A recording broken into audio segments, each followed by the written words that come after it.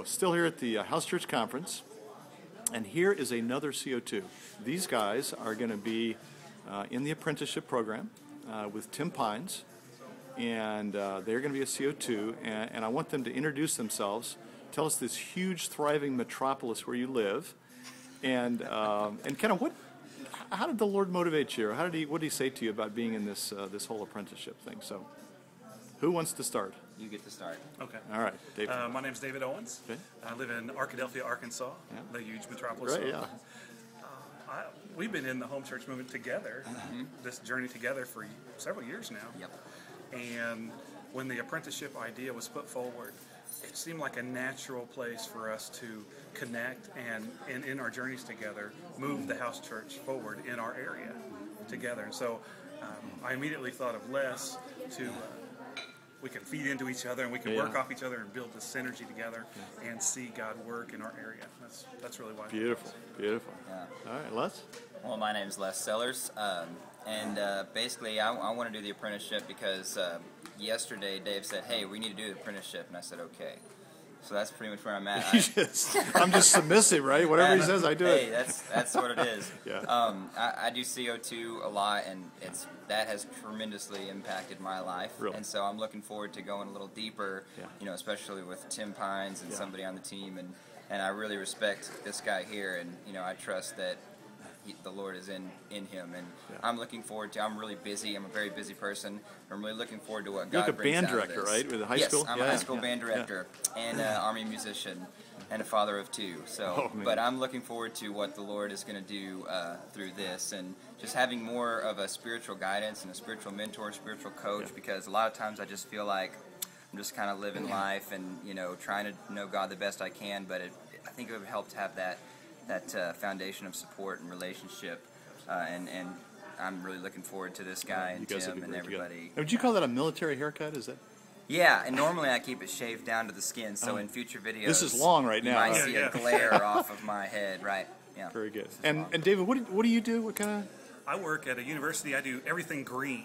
I do energy conservation and recycling, biodiesel, all that kind of stuff. And so that's where most of my energy is spent. Good. On the campus where he works, they call him the Energy Czar. The Energy Czar. Wow, that's impressive. Well, and I suspect that some of you guys might become cohort leaders in the future. So I want to just plant that thought in your head too. I think both of you guys would be great at that if you had time for it. So we'll keep that as a possibility. Hey, thanks so much. I appreciate it. No problem. All righty. Okay, I'm with my friend Tim Pynes here. You can tell from his color he has that Viking background, right? He's a guy who never wears long pants. He always wears shorts in the dead of winter. But anyway, Tim is a coach, and so talk about coaching and prevenience. What is prevenience, and how does coaching relate to that? Well, prevenience is believing that God is at work, God takes the initiative, God is active. Way of thinking about that the Hebrews believed was that while they slept, God was at work. So we wake up in the morning and step into the work that God has already been doing and continues to do. Prevenience is believing that God has been meaning before, that God has been at work before we show up on the scene. So our work then becomes about learning to discern where God's been at work and where He's inviting us to join with Him. The Spirit helps with that, obviously, but coaching is a tool and a skill that can help with that as well. Coaching is a great tool to help people get clear, to discern their sense of where God has been at work, is at work, both in them and around them, and where God is inviting them to participate in that work. Coaching is a really great tool for that. It's also a great tool for helping people where they might be stuck. So sometimes that stuckness can be an external thing. We just need another set of eyes, another set of ears to help us see what's going on and maybe offer some thoughts or suggestions, or just another person to help bring clarity to our external circumstances, to help us get clear, to help us get unstuck. The same can happen internally. Coaching can be a great tool to help us.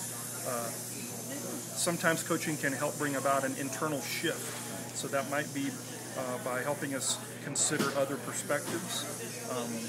And Coaching is transformational in that way, that in bringing about those shifts, of addressing both the internal and the external. Coaching has tended, I think most people have experienced coaching, what I would call coaching for performance, which is about helping us to be better and more efficient at getting things done. There's certainly a place for that, and I do that kind of coaching. But I also do coaching that focuses on the internal. And it's up to the client, the person I'm working with, as to whether or not we focus on the external or solely the internal, or a little bit of both. The internal coaching is, again, focused on what's going on inside of me. What is God doing in me? How's God at work in me?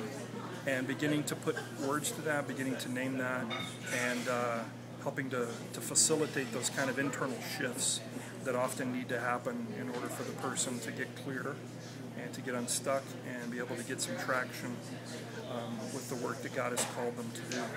So there are a lot of different tools, a lot of different skills out there in terms of being connecting to the value of prevenience that's so important to what we're doing. I think coaching is the best tool and the best skill that I've ever come across. So a person on the MRT experiment this summer, we've invited everyone to partake of this, to kind of experience it. So they would email you and say, hey, I'm interested in coaching. And then you would give them some times when you're available. And you're thinking of how long would a typical coaching session be? Probably 45 minutes. 45 minutes? Yeah. Okay. So you'd send them some times that would possibly work. They'd pick a time. You would connect probably on the phone. Is Skype an option? Is that? Yeah, Skype can be an option, either video Skype or audio Skype, or just all over the regular phone. So even some of the guys in England or New Zealand could be a part of this. Absolutely. And if a person's thinking, I don't know what I need coaching on, how would they kind of figure out coaching what can area? help bring clarity to that, Okay. what they want coaching for. So you don't even have to have something to start with. You could just...